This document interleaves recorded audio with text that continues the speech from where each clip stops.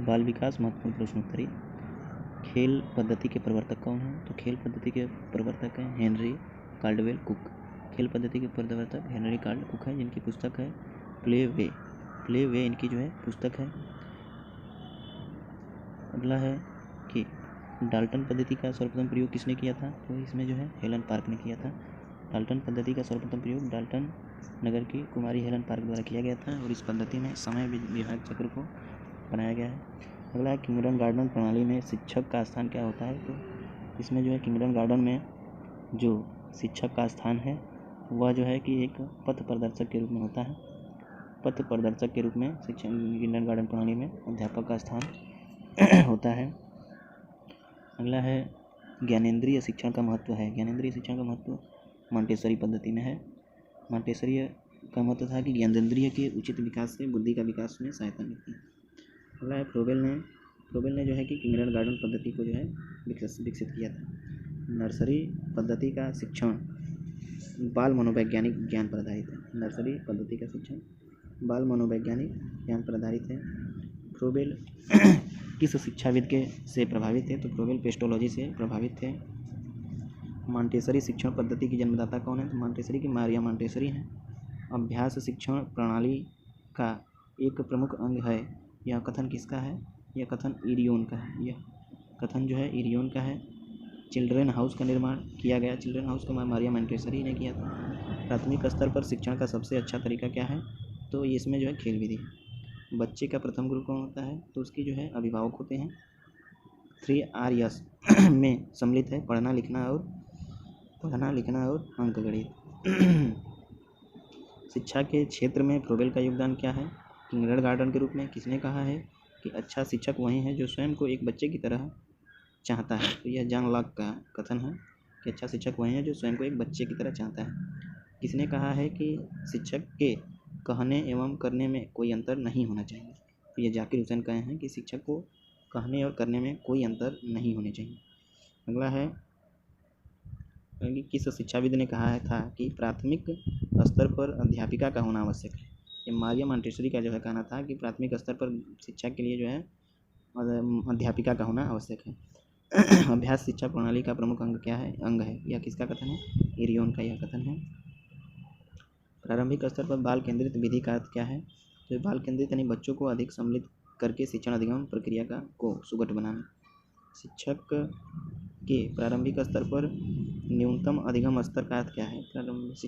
शिक्षा के प्रारंभिक स्तर पर न्यूनतम अधिगम स्तर का क्या जो है कि स्तर का अर्थ क्या है? तो इसका जो अर्थ है यह है कि सभी बच्चे पाठ्यचर्या के प्रत्येक क्षेत्र में कुछ आवश्यक जानकारी सीखें। ये कौन सी खेल पर आधारित शिक्षण विधि नहीं है? इसमें व्याख्यान जो है नहीं है, बाकी डाल्टन किंगडन मॉन्टेसरी सारी जो है खेल पर आधारित है। अगला है लॉर्ड कैम्प्स तथा GTW पैट्रिक ने खेल का सिद्धांत दिया था। तो ये मनोरंजन का खेल के माध्यम से संवेगात्मक तनाव द्वंद्व निकल जाने का सिद्धांत कहलाता है मनोरंजन का सिद्धांत। स्टीलर व स्पेंसर ने खेल का सिद्धांत दिया था अतिरिक्त शक्ति का सिद्धांत। शिक्षा जगत में खेल विधि के जन्मदाता प्रोबेल। अगला है सर्वोत्तम सीखने का तरीका है। सबसे अधिक जो है बालक किसके करके सीखता है? निम्नलिखित में खेल पर आधारित शिक्षण विधि है। खेल पर आधारित जो है मॉन्टेसरी विधि है। खेल पर आधारित छात्रों के अनुशासन बनाने के लिए छात्रों को शोर शराबा करने से रोके नहीं, छात्रों को जिम्मेदारी सौंप दे तो खुद ही शांत हो जाएंगे। अगला है आत्मनिरीक्षण या अंतर्दृष्टि विधि मनोवैज्ञानिक की प्राचीनतम विधि। व्यक्ति इतिहास से या अध्ययन विधि और सामान्य व्यवहार के निदान एवं उपचार की सर्वोत्तम विधि। मनोविश्लेषण सिगमंड फ्रायड। समाज मिति समूह की बनावट की अध्ययन विधि। प्रश्नावली और विधि के सर्वप्रथम प्रयोग किया था इसने और जो है जन्मदाता है इसके सुकरात।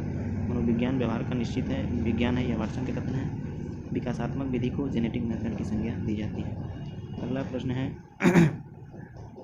छोटी कक्षाओं में पर्यावरण अध्ययन विषय में रुचि उत्पन्न करने के लिए पढ़ाने का तरीका होना चाहिए मनोरंजन और खेल के माध्यम से।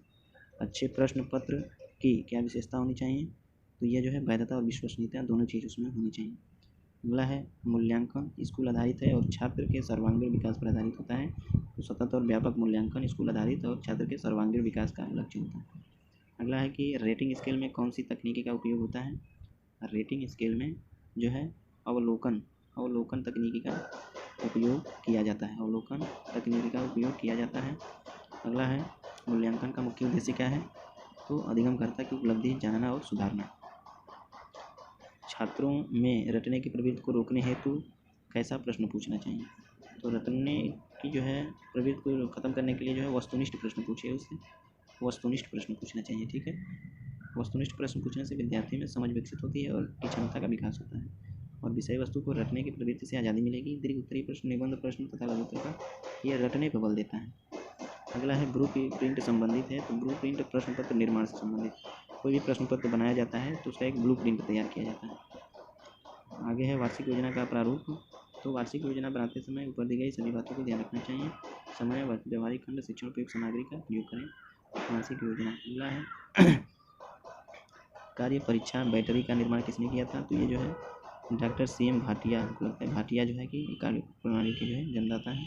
शब्द साहचर्य परीक्षण की सूची, शब्द साहचर्य परीक्षण की जो सूची है में काम किया शब्द साहचर्य परीक्षण की सूची में काम किया है उपरोक्त सभी ने: गिल ने, रेपार्ट ने, थुंग ने।